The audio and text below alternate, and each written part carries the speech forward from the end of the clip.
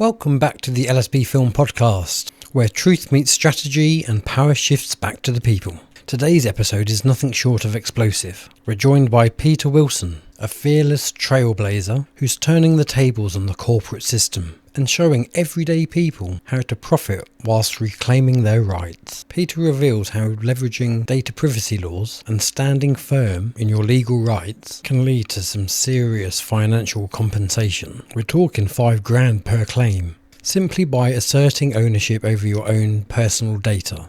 Whether you're being filmed by a supermarket, a bailiff, or a parking enforcement camera, that footage, that's your data. And it's time to demand accountability. All it takes is one powerful question. I would like a copy of my data. Could you comply with my request, please?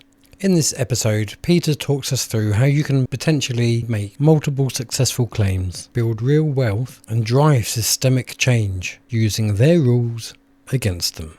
So, if you're ready to learn how to flip the script on corporations, get paid, and make a real impact in the process, don't go anywhere. This is the episode they don't want you to hear. Are you concerned about all this corruption being rebranded as conspiracy theory? Well, don't you worry. Sit back and relax and join in the conversation with today's guest. Welcome to another LSB Film Productions podcast with your host, Chris Brooks. So yes, welcome to the show, Peter Wilson. Great to have you back. And great to be back. Thank you very much for having me. My absolute pleasure. So I'm really looking forward to finding out about this process. So as the introduction has made people aware, this is going to be quite an interesting conversation.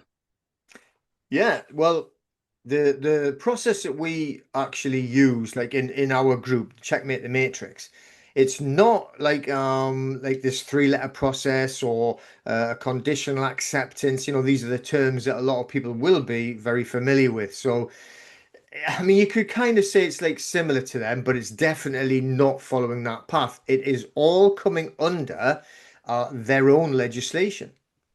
So rather than, I'm not saying that the others like trying to invent things or something like that or anything. I don't mean that. But what I've found is that they do respond very well when you're actually using their rules. So why not use their rules to the fullest and, you know, benefit from them? The thing is, GDPR is so powerful. We've used it in so many different ways. And when we combine it, so we're using like GDPR, which like the General Data Protection Regulations, all about data law, data protection, your data. And, you know, everybody must have heard the term, you know, like data is the new gold. So we know what they're doing with the data. They're selling it and reselling it and so on. So it is very, very important. Mixed in with the DPA 2018, which is the Data Protection Act. Again, same type of thing, but the GDPR was introduced way after the methods of or the laws that we're dealing with for the debt side, which is the Law of Property Act 1925. It was all set up, and the debt industry was set up all around that actual act. So way before we actually had any data protection. So they are playing catch up, if you get what I mean. So these new regulations have been put into place. They probably didn't realize that it was going to interfere with this business model that the banking industry and the debt industry had, like, you know, really sharpened. And now it's causing them some real problems. But we also combine it, though, as well with equitable principles. So what I mean by that is, like, you know, we've got a concurrent jurisdiction running in the UK. We have common law or common law jurisdiction and equitable jurisdiction. So if you look at it on a court aspect of it, you'll see a normal court, like say the High Court or even the Supreme Court. They all run, it is concurrent, but they concentrate on statute. Whereas you have still in the High Court, but you have the Chancery Division, they call it, or nowadays they call it the Business and Property Court Chancery Division. So like they make it more long-winded, but that's what it is. So that there concentrates on equity, which means your conscience, which means doing right all the time, even if the statute would make you do something wrong. So in other words, these debt collectors, they hide behind their bad actions and they blame the statute. Whereas equity will not allow that. They will not allow any statute to be part of a fraud. So is So that similar then, in I suppose similar kind of way as like Nuremberg, where and even the EU now have done a ruling where the doctors, where they've said the doctors are responsible for administering the you know what's because they had a yeah. choice to administer it or not. Is that a similar kind of thing, but in Well, it your is in a terms? way because what you're saying is then you're responsible for your own actions. Hmm. You can't say like, "Oh, I'm just doing my job," Yeah, kind of thing. That's really what that's saying there is that you can't say I'm just following orders. yeah. Whereas like, this is more like structured, whereas they're saying, well, no, we have an act and we have to follow it. Right. But what they're doing is they're actually hiding behind it and they twist it as well. I mean, it's ridiculous what they actually do. Even when it's written out in front of them, they read it in a certain way as it to make it sound like what it's not supposed to sound like. And I've heard them Mhm. do it in court, and it's like, hang on, let's correct this here. But judges, a lot of the time, are swayed. So, you have to use it in an equitable manner, and it stops them using and hiding behind the statute. So we combine the actual GDPR, DPA 2018 with equity, which is still is like what the most senior rule or senior law under the Senior Courts Act. So therefore, whenever there's a clash, where equity itself will be able to come into the fore when you've got common law and equity that are affecting the same situations, which it does in data. Business and Property Court Chancery Division specialize in data breaches. So anything about business, property, but also data breaches, anything, because I suppose they must class data as your property. So, I guess so. yeah, And so they and isn't must it do. and isn't it something like 5 grand per data breach? It can be and upwards, Hmm. but we tend to find that, like, that the judges will think that 5 grand seems to be acceptable. Where if you're gonna, I've seen people asking for, hundreds of thousands, they're not going to go for it. You know what I mean? And they do liens on them for millions, and it's never going to happen. But when you're gone into their room, into their hearing room, into their rules, and you're kind of being like reasonable, they kind of think, well, that's a sweet spot. That seems okay. You're not being excessive. You have actually had a breach of your data. Very recently, we just had a case there. I th she's actually been on quite a lot of podcasts, Victoria, but she won her case. Yeah, We yeah. Shout out helped to her, Victoria. yeah, assisted on a bundle going into against the debt collector, and the judge said a blatant breach of data. So we don't challenge the debt is the thing, and don't waste your time challenging the Hmm. debt or challenging oh, we're enforcing a debt. No, forget it. I don't care about that. You've breached my data. Yeah. And when we can show that there is no legitimate interest, that's the key phrase for all of it. There's no legitimate interest for you to be processing my data, then it's a breach on many, many different levels as well. It doesn't just have to be debt. No, Uh, I was going to say about the supermarkets that film you. Now, would that come under breach of data Oh, or 100%. And it and we've would? got again proof of it. People, when we keep telling people, and this is what I'm saying, right? Everyone's going on now about, oh, I'm panicking about like the digital ID. I'm panicking about facial recognition. What are you doing about it then? Right? Don't complain about it. Start doing something about it. We don't want to go and march down on Parliament and start shouting at empty buildings where they've all gone home and doing whatever they want to do, and you're standing there like making like all you're doing is you're entertaining the police, aren't you? Mm. Right? You're giving them a bloody hard on. Let's face it. Right? They're getting to do whatever they want to do. They arrest the odd one. Ah, Oh, let's go and like abuse this authority. one. Oh, isn't it though? Mm. And then you're giving them overtime. Why? Why feed the system? What you should be doing, and this is what I've said. I actually did this on that another show recently, but I keep telling people, you've got what hundreds and hundreds of groups, right, all over the UK, and they meet weekly. Some of them, I think, they go on and they've got freedom groups, sovereign groups, like what did they call you? Meet in the park or something. It used to be back in Stand in the the park. stand the park back in the old days, but now it's kind of And transformed to now the still. roundabouts. Exactly. You're So not now I'm joking. saying you should get on all these groups. You should start acting and doing things so you can actually go and challenge anybody that's got your data. So the minute you walk into a shopping center, a supermarket, You know, one of them big shops like, you know, what B&M, they've actually said we've got facial recognition, you Hmm. know. As soon as you walk in, then you could just be saying, I want my data. So you can go up to the security guard, you can go up to anybody and say, look, you know, I'm giving you a verbal SCR. It's GDPR, it's very, very specific. It says you can do it verbally or in writing. You say, I'm giving you a verbal SCR, which means subject access request. I'm requesting access to the data you've just took. I'm looking at myself on that big camera, right? I want that data. Now, the good thing is, and we've got video proof of it because we've got people taking videos. If they refuse, not many do nowadays, but if they do refuse, we've got them on video saying, no, you're not getting it. There's no law says you can have it. Get out. You know, that's already a breach. You've already won.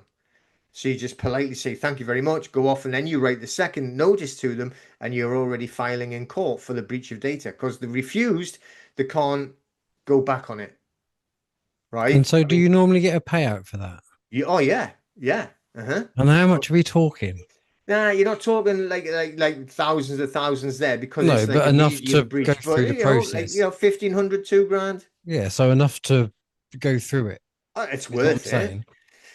But on the actual state of like, yeah, I mean, you can make yourself a side income, couldn't you? I'm just Right? thinking I could go around doing my little side hustle. LSB does supermarkets. Yeah. Hey, you should, get a little camera, the little one, like a little Oh bag. yeah, the little like GoPro thingies, Yeah, or and so yeah. it's not too intrusive, Borrow, and then or I just could walk borrow in. Bob Sage. He's got a spy pen Yeah, or the anything like that. I glasses.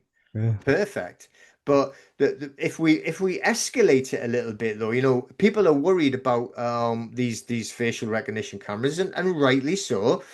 Now, if you actually had your groups and everything like that, and they say let's target one of the supermarkets, just say Hmm. everybody and all of the And just group we're going to quickly, is target. there a cost involved in then if they say no, sod off, and then you apply for the court thing?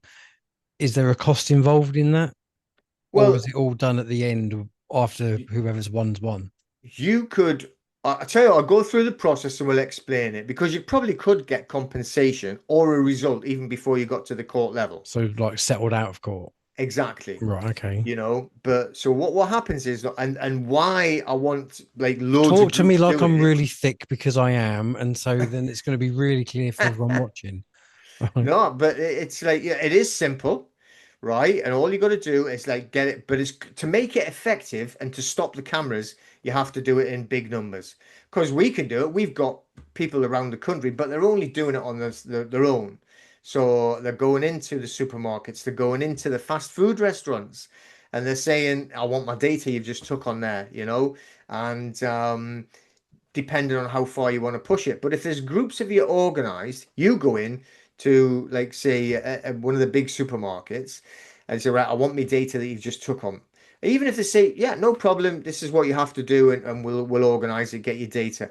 Then 10 minutes later, the next member of the group goes in, and you keep doing it for the next like 2, 3 hours, right? But then in another town, another group are doing the same, and so on, right across the country, so that you could literally end up with one head office getting hundreds of thousands of SAR requests into their head office that day.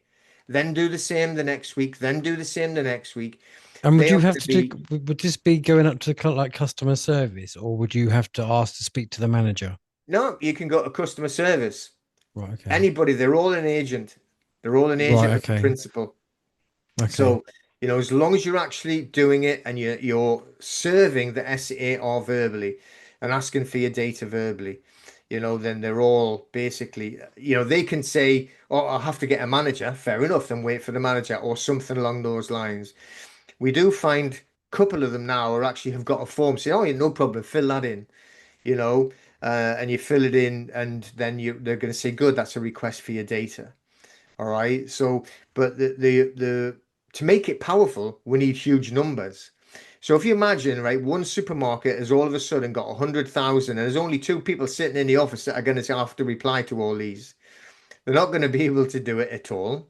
So they are going to fail the SAR, which means within 28 days, then you can now file a claim against them. Doesn't matter if they do it in 32 days, doesn't matter if they do it a week late, doesn't matter. You've already breached. in the, let's call it law, right? In their law, in their regulations, they've already made a breach, so they need to be punished, right? You can't unmurder people, right? So once it's done, it's done. So if you imagine that they're doing that though, and then you've got like thousands of people that are doing it, and they're paying, say, like just call it 2 grand to each one. Not only is it going to be costing them fortunes, if everybody just kept doing it, kept doing it, kept doing it, and their administration headache would be through the roof. It would be ridiculous. They just could not keep up with it. So in reality, how long is it going to be before they go, do you know what? Get them bloody cameras out of there. We can have CCTV for normal things like we used to have, but back in the day, watching for like, people stealing and stuff like that. But to walk in with a huge big picture of everybody, so everyone's a criminal till we're proven you're innocent, then they're going to get rid of them. Mm. And the thing is, we've got case law against the Chief Constable of South Wales, who also got prosecuted because they were taking facial recognition in the street with the police van. Nobody had given any consent. Nobody had asked anybody. So the guy asked for SCR, ended up prosecuting him and won his case. Right. So we've got proven case law as well. So even on the police wagons that are doing the facial recognition, they are not allowed to do it unless they've got specific consent from you. Would that work? Just putting it out there, if like when you've had a speeding ticket and then you've got your smug face behind the wheel going, does that That work? I'm not really sure. I mean, can they get you? I don't know if I've No, I've never. I've had one with my face on But it. you can see Yeah, it, and right? and you could Okay, see on my face like, yep, I've just been caught. right, okay. And so I didn't know if that's a similar kind of thing. In reality, I'm not sure because there would probably be a bit where you're giving consent by driving on their road and with a license and something along those And lines. yeah, I guess so, maybe. Although to be fair, I wasn't driving; I was traveling in my conveyance There because you driving go. is commercial. Exactly. So it Mm. is. But yeah, Sorry, yeah. Anyway, I so. digress. Yeah, but it would be a good argument, but definitely for sure for the facial recognition side, and that's how to be challenging them though. How hard would it then be? I've got friends of mine that are in our group and they'll actually go through the airport and they will not comply with anything. They won't let the beep beep search, they won't walk through the little door onto there, they won't do any of that whatsoever. They say, no, they're not going through any radiation. And they have to let them through. You just have to be adamant about what you're going to do. So this is the same type of thing with the supermarkets. You just got to be really rigid with it. But if everybody was doing it, it's going to put massive pressure on, and it's putting pressure back. Instead of going on protest, waving placards and getting drunk in the park, yes, I know what they do. I've been there, right? And you're getting like obviously nowhere because everybody's gone home anyway that they're protesting to. Nobody gives a monkeys really. It gets no publicity. Nothing happens, It's more of, right? it's, to be fair, it's more of a morale boost, isn't it? A Exactly. When protest. you have a party and stuff like that, why not party somewhere else, but then go and do something that's got truly Mm. effective and go start hitting the supermarkets, which are huge corporations, in the pocket and really making their life a misery like they try and make ours, right? And I'm not saying, right, by the way, I was saying this the other day and it went, well, I don't shop in supermarkets. I never said shop there. I'm saying go and ask for your data, Well, yeah, right? because the Go minute to, you've walked into their store, you've then to got the right. You don't even got have the to go in image. there to buy anything. You're literally just walking into their threshold. Exactly. You've Mm. walked in and there's your image straight away before you've even decided should you go shopping in there. So I'm not telling you to go shopping. Go to your local farm shop. Go to your little butcher shop, your little baker shop, if there's any left, And what is it? A right? subject access request? No, no, just to go and shop in there, No, but the right? thing that you're asking for, is it a subject as Subject access it request. is? Yeah, Okay. yeah. Mm. That's what you're doing. And GDPR, it's very, very explicit. You can do it verbally or in writing. Doesn't have to be in writing. You can walk straight in. So I mean, one of the first videos that we actually saw, like a guy like gave it to our group, and he did it in a massive shopping center. It was in Manchester, I think it was. Like, and he walked in and he asked for it, and they refused. And he got compensation straight away, right? Because they refused. They didn't say, "Hang on, wait, we'll do this." They actually refused. No, no, you're not getting that. Get out. Blah blah blah. He went, "Thank So, you." can you do all this without a solicitor or one of those um, no win, no fee things? Is this You, something that you can do without having to you I give would any of your winnings away? I would never use a solicitor ever. Okay. All you have to do with in the supermarket scenario, let's say, right, you would actually go in and get your verbal one. Just say you do that.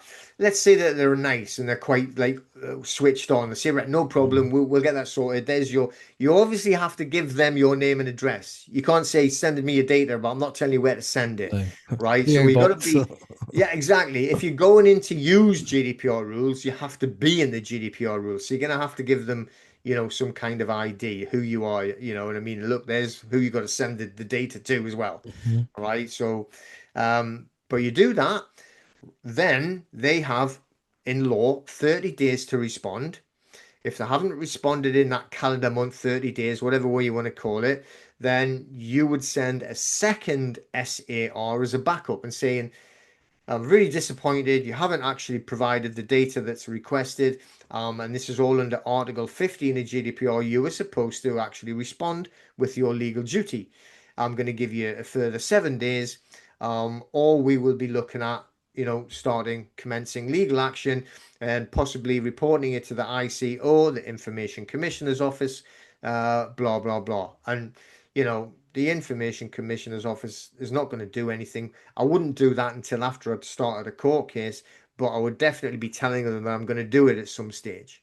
So that's really, this is quite exciting, really. So essentially, then, really, the more people that do it, the more chance you've also got of getting a payout because the more chance you've got of them not having the time to do all these things. 100%. That's what I'm Yeah. saying. I mean, if they refuse straight away, you've already got a payout automatically because they've refused, they've breached. So But make if they're sure you polite film and it. Make sure yeah, you yeah, film it. that's right. You have a little thing, mind you, the guy in the actual the guy in the big shopping center, he actually just used their own CCTV, you know, and there's other methods to use the against CCTV as well. But like just saying that, after you've waited, like say, giving them the extra 7 days, they still haven't produced it. You would just then send like what we call a letter before claim saying, right, well, we've given you another bite of the cherry. You haven't actually provided it still. We are now going to commence legal proceedings. And you can even say, unless you want to settle outside of court, blah, blah, blah, and, see what to say, but then be prepared to actually file the N1, which the N1 is, Is there a cost involved? if you file the M1, you'll have to actually file, sorry, you'll have to pay the court themselves £205. But then you add that on to To the whatever compensation that you want. So, like, and can you choose? what compensation? Yeah. Well, you can put in a specific claim for what you want. So you can say So, like, 2,000. yeah, well, exactly that. Or like, say, well, what we've had quite a few of lately is like 5,000 Okay. plus So I never like to 205. go greedy. I always like to go, and that's why I'm always skint. Yeah, but so you could say easily, well, I want like 1,500 plus the 205, so you just add that on, so it'll be like 1,705. Mm. So you actually get it back as well as the compensation that you want once you've actually gone through that process. Um, so be prepared to actually do it though. That's the thing. Don't go and play poker And without is you there haven't got. any, obviously, I know that you've got your website where people can learn all this kind of stuff and probably get the support to go through it. But are there any other kind of resources that you're aware of that There's a people could? book called I mean, first of all, you can go and have a look on the GDPR websites. They'll tell you everything you need to know. It's not hidden, it's public Okay. knowledge. Hmm. Also, there's a ebook called the Self-Litigants Handbook. I don't know, pretty sure it's free. I'm not Okay. sure. I'm sure, I've I'm got one. sure I'll you have can to get I'll have to free. find that one out. I'll send you a link and see Yeah. Okay. as well. But it's called the Self-Litigants Handbook, and it's like tells you how to do it yourself, like a DIY for like taking companies to court. It's handy. But then be prepared to do it. And but the crux of the matter, or the juicy part, is if masses of people were doing it, it would put huge pressure on the supermarkets. They just wouldn't be able to cope. So they're going to have to end up then either be paying out thousands and thousands every single month, right, and Hmm. ruining all of their admin, and they're going to be inundated with court claims. It's just going to be an administration nightmare, and a financial disaster, or they just shut the cameras down and get rid of them. Might even employ some more people to go and sit on the till instead of you having to go in and work for them for free. Yeah, that'd be nice. I'm also interested to know. So obviously, supermarkets check, bailiffs check, and I'm guessing that's because of the selling on of your information for the debt. Hmm. What else? What else can we go for? Well, what can we go for? I'm just thinking The of my viewers. We're all struggling. I'll tell you a great one that I've just done myself now. Hmm. Okay, and this was a smart meter in the home. So a lot of people are now getting a lot of grief for smart meters. We've had a lot of these mysterious power cuts recently. So the whole village getting power cuts keeps going off. And what we noticed, because we've actually, or well, we have got like this prepay meter. Now we've got like solar panels, so I mean it costs literally about like 40 pence a day for the electric, so it's not even worth arguing about. But we've got a prepay meter, and it went off with this power cut, and it never came back on. So I'm not getting no grief from them clowns. So I rang them, and I went, look, this is not working. We need this either replacing or whatever. And they went, yeah, no problem. We can organise that. Very friendly. We'll put you in a smart meter. Oh no, no, you're not doing that. So, they said, well, and they basically insisted and like going on about it. And I says, well, look, you can get a new meter in, no problem, but you're not having a smart meter. They went, that's all we have. We have no other meters.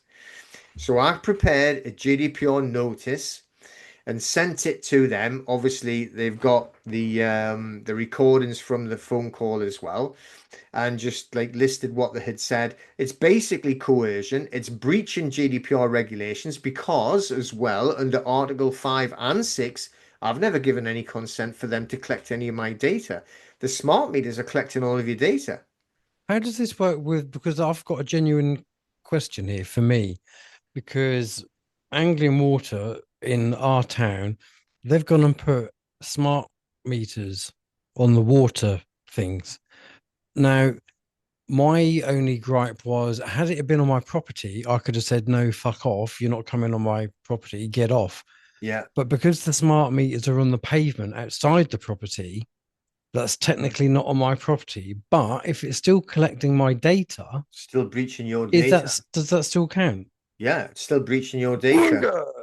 So, we sent the notice through and then they replied and went, and they actually, the girl, it was like the girl on the phone had actually been given the customer service account kind of thing. So come, oh, I never threatened, not threatened, I never coerced you into, you must have a smart meter. I was just saying that's all we stock. So, you've got a choice. Literally, the smart meter doesn't, sorry, the prepay meter doesn't work anymore. It's going to run out and you'll have no power. That's literally what they said. So then you'll either have no power or a smart meter, but it's your choice to not have the smart meter, right? But you could have said, well, it's all right, because I know someone who could fit me a meter. It just won't be Exactly. one of Yeah, yours. exactly. But so anyway, I wrote the letter saying using the GDPR, outlined it, all of their breaches under GDPR, as well as actually the Human Rights Act, because that there is taking away the choice. And then lo and behold, oh, we do actually have non-smart meters that we can fit, and now they're actually getting fitted. So, you know, there you go. And you can actually stop, anybody can stop using the GDPR legislation correctly, actually stop any smart meter installation. Absolutely no way they can do it because they'll be breaching GDPR. Same thing again. Then you would file a court claim against them. How many meters are they putting in the houses? You'd end up getting 5 grand for every time they did it that they'd be given to you. They're going to stop putting them in, aren't they? There's a solution to every problem. We don't have to look at it on the other way around, like where there's loads of problems for the solutions. Use GDPR against them in that way, against the smart meter, and they cannot put them in. It's powerful, isn't it? It's good. I do You like know, that. yeah. But a very, very good example where we used GDPR again was a young woman there. She was actually involved in an incident there that she was going to lose her job for. That wasn't her fault or anything to do with her. So, and it was a works event, so they were outside the work. They didn't have their own cameras or anything like that. It was at a venue, a restaurant or something like that. and something happened, and everyone was like blaming her, and she was just about to lose her job. So she's a member of our group. So I again helped her create these GDPR notices, sent it to the venue, says we want all the CCTV. Typical response was, no, you're not getting CCTV. Unless you're the police, you can't ask. Absolute nonsense. Total bullshit, that is. And same thing, the notice said, well, if you don't give us it within the 7 days after they've done their first reply, because they replied quickly, after 7 days, then we're going to file a claim. And we did. We actually put in the N1, which is the court claim against them. So we put in there for 5 grand compensation for breach of data for the not providing the actual data that was requested. So that's what you do. It's not, oh, you haven't done this. You have not fulfilled your obligations under GDPR. You haven't given us the data requested. So all Well, of a it's like any sudden, contract, isn't it? Where if there's a breach of contract or you don't meet the obligation, then companies get fined. yeah, It's but no that's different. illegal. It is a Yeah. legal obligation as well. Mm. They have to legally fulfill their obligation under the GDPR. So, like there, all of a sudden they were going from like, the phrase this woman used was, well, I've been in this job 15 years. No one's ever had any CCTV. You'll never get it. Oh, can we actually get that delivered to you now today? Right? So we got like the CCTV sent over, and what they'd said was we can't give that because we'd have to blur out everyone else's faces. That sounds like a you problem, Mm. right? So there we got it exactly on the USB stick, all the CCTV proving it was nothing to do with her, saved her job. So there, can be used in many different ways. And obviously what they've I'm done is sure that, they're still plotting against her now, though. oh, probably, Oh. but then they're going to be very careful how they do it Yeah, though. definitely. And what they'd done the same, they'd blurred everyone else's faces out. So again, their problem, not Now, yours, how does they this do the only data. work in like public, sorry, not public, in like private companies like Tesco's, Sainsbury's? Because although there's public access, because I'm under the illusion where there's no expectation of privacy in public. Now, I take it this isn't quite to do with privacy, is it? There's a difference. All you're doing is asking for your data. Right, okay. Yeah, all you're Mm. doing is asking for your data. So in reality, there's no like privacy in public, but you're not asking for your privacy, you're asking for your data. So You you could took my then ask, data. you could go to the council or whoever deals with the CCTV in the high street then and say, right, I'd Yeah, like a you copy very of. much could. Okay. Yeah. Mm-hmm. Yeah. And what Well, you that probably get told, widens it, doesn't it? yeah, you probably get told, well, they're not real. We don't take any pictures on that one. It's just all pretend cameras. you know. But yeah, yeah, absolutely. But remember that it's like you're in the public, but you're not asking for privacy. You're asking for your data. And And does same. that would that apply? It must do, but like at the council meetings that I regularly film, and you got the security guards there with their little things on there Yeah, and filming. So 100% I say, ask for right, your I'd like a data. copy of that, please, Hmm. because we know the police would do it. Would they? Well, aren't they wise to that now? I mean, it's like it's all of a sudden there's like things gone wrong and they've been wiped and it's been lost and all this nonsense. But it would be better doing it like if it's like council buildings like that go and say, well, I need all my data. I'm doing a GDPR, an SCR request, rather than trying to do an FOI or trying to be like a bit aggressive about it. Just, oh yeah, no problem. I'm just going to request my data. I want all the data of everything that you've just took in there, right? The same as when you actually drive into a car park. So you're driving into these private car parks. What's the first thing that happens? They've took your photograph straight away of your vehicle. That's your Registration. data, right? There's no legitimate interest because you haven't done anything yet. So what happens then when you drive in? They've took your data. You drive around the car park. You decide you don't want to park, and you drive out. They're taking another photograph to prove you've left, right? Generally, I'll be like, it's okay. It was in the free hour or whatever it is. But that's twice now they've took your data. You can still request that. Now, they might turn around and say, well, yeah, you can have that. No problem. There it is. And send you the photograph. I'm not saying that they've done anything illegal. What I'm saying is, Mm. right?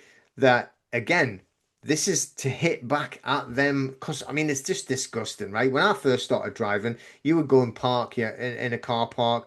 It doesn't matter where you were going. You didn't have to go and like deal with these idiots that were going to be charging you £100 if you were 2 minutes over. You'd stayed your hour and that nonsense. Nothing like that. This is all a new-ish, filthy industry that they've just literally invented to rob the public blind. So On the flip side, because I have to think me as well, and given what I do with a camera in public, in meetings, can people then come to me and say, I want a copy of that? not a corporation. Right, okay. Yeah, So you're it not a is corporation, okay. but It's just people. in reality as well, you are I could just say, literally, just yeah, get it off YouTube. yeah, exactly there. But like you're actually like filming in a public place, so they can't actually. I mean, they can ask you for an SER, but I mean, re in reality, you're not going to be doing it to like people. You're going to be doing it to corporations. Hmm. you know. But they are again, if it was to the general public, they would be looking at you. I'm talking about looking at you because you're filming. You could say I'm allowed to film anyone in public, and you are obviously. So you're not doing anything wrong, and they probably wouldn't think about it along the lines of a GDPR issue, you know. But what I'm saying is on the car parking side, if you're driving into the car park, just drive around and leave, right? So you don't even have to worry about like have you actually used the car park or not. But they've actually took an image, they've captured your data. You're allowed to put in an SER request. Now the same thing applies to the supermarkets. If you and all your friends were doing it, and thousands of other groups across the country were doing it to the same car parking company every single day, and then all requesting your SERs, which they'll have to process, right? That again is the administration nightmare, which again would lead to they couldn't be able to cope. So after 30 days, they've actually breached your data because I haven't supplied it and responded to the SER. So you're putting them in a nightmare position. They're all going to have to start paying out thousands and thousands of pounds for every claim. That's the difference. That's how to start attacking Can you only do it once? these private park on. But I'm saying you can do it Yeah. straight away, Oh, but they might just absolutely. give you your data straight away. Mhm. But if you did it en masse where groups of you doing it to literally a protest, it is a protest, but you don't have to go and start like standing outside Parliament and shouting at an empty house. You And it's can a go and in. it's also a protest that potentially could pay off quite nicely. Definitely, absolutely, definitely. A You know, protest worth putting the yeah. effort in for. Well, that's where it is worth getting the effort. So you can do all that, and then you can actually use GDPR to its full. I mean, that's nothing to do with debt, any of that, but still showing you how powerful GDPR is. Once we've actually done the debt process on GDPR, getting back to the first one we're talking about, because they never ever supply you with your data. The debt collectors will just send you, oh, we've sent you a notice of assignment. That's all we need, Hmm. right? It's not even correct. But technically, who's at fault there? The council for selling the data on, or the debt collector? Because they've If just bought the data, haven't they? are you talking specifically about council tax there or consumer Well, debt? anything bailiff related. Well, because it's a different set of legislation Oh, I see. between the council tax and like a consumer debt, which comes Right, under the okay. Consumer Well, Credit let's Act. let's go let's go for the council tax one because that seems to be quite a hot topic where everyone's interested. So, Yeah, oh, most definitely. And this is the thing as well. And that's what I keep telling people. Stop trying to challenge the council on their authority to collect council tax or their authority to enforce. Don't challenge their authority. Challenge their actions and the enforcement actions once it's gone past that point, then because they are breaching your GDPR. That is the fact. So we all know, everybody knows, there is no such thing as a legally executed liability order. They do it through an administration process that we know through Leighton versus Bristow and Suda that if they are enforcing a debt without a signed court order, which is what a liability order is, it still has to have a signed court part of it, right? And they never do because well, we know they don't exist because they were removed in 2003. They've never replaced it. They were told never ever print one off ever again. and they still use the administration process without any legal backup. And that's the fact. They haven't got the legal backup because there's no signatures, there's no proper actual paperwork. Mm. And for a court order to be valid, you can't just have a letter off the council saying, oh, well, they owe us money. And that's where Leighton versus Bristol and Suter comes into its power. So there we know that there is no liability order. Therefore, this is where it comes into GDPR. There is no legitimate interest for them to have your data, which means they've sold data to Bristol and Suter in their Leighton case or any of those other parasites. They're actually processing your data. And what happens when you ask, oh, we need to see, or give them the SER, they ignore the SER, they never reply at all, ever. That's a breach after 30 days. Doesn't matter what it is. It's a Mm. breach, so you can sue them for not replying. It doesn't matter what else they do. And I You can assume they sue can them. be sued in their absence. So I'm like, if they're not replying to that, are they likely to reply to a court hearing? Who And if they cares? don't reply to that, can the Who court? cares? Right? So that would be even easier, wouldn't it? So if they Mm. don't reply Mm. to the actual SER, that's a breach. So you just send a second SER because you want to follow pre-action protocols. So after the second SER, you would send the letter before claim telling them, look, you've breached my data. You've never replied to anything. That's a breach. You don't have to prove what they have or what they haven't got. They've actually physically breached it by not doing the action, right? Then you file your N1 claim after the letter before claim because you need that for the pre-action protocols under the CPR regulations, court procedure rules. So you're just following the rules. File the M1. 99% of the time, right, they're probably not even going to realize what they've done. They don't turn up at court, then they're going to get a default CCJ against them, and then you've got your claims, and then you can enforce your claim for the 5,000 plus the 205 that you actually put in for the cost of the filing the N1 in the first place. There you go. But it's because they haven't replied. You don't have to Mm. prove about the liability order. No, This is what you're people you're get essentially lost. relying on their incompetence and ignorance to And they win. are incredibly adept and brilliant at providing the proof of their incompetence by literally they just don't do it. They just ignore you completely. And we've actually got a copy of HMCTS newsletter sent out to all the legal advisors, telling them and the council point blank, anybody challenges council tax, ignore them. Do not reply to anything that may even look like a challenge, and they call it free man on the land watch, right? That's what they call it. So anything that challenges their legality at all, just ignore it. So that has been passed down from councils, which is why they're so arrogant, by the way, and ignorant, because they're getting told by HMCTS to be that way. They do believe that they've got superpowers. They do have special statutory powers to be able to use the Local Government Finance Act But isn't that 1992. all by consent? You can argue that point, right? But I'm just saying, with that, that's why it's all held in the magistrates' courts. By the way, it's all of these special statutory powers. But I think it's went to the head when they read about the special statutory power. It just means a different rule. It Well, they doesn't don't mean you've even got a use superpower. councils don't even use a court. They hire a court. So it's Well, not really, there's no receipt of that court because it's not actually a court with exactly. an actual judge. It's council play acting. Which is why they've never ever got the real liability order. They Mm. just go in So and hire surely the that in room. itself is fraudulent because they're pretend it's the same with us. It's the same as us as impersonating a police officer. They're trying to Exactly. impersonate judges. And I've been into many, many of these council tax kangaroo courts, by the way. So, I know firsthand exactly what they do. And all the council staff stand outside, right? And there's no magistrates. The magistrates are sitting having a tea party somewhere, and they're not expecting anybody to go in. So they've all got their laptops, all right? And as soon as anybody walks in, right, you've seen them dragging them off into little offices, and then they arrange payment, and then they let them go. That's what happens at these courts. They're all the staff, it's the council staff are waiting there.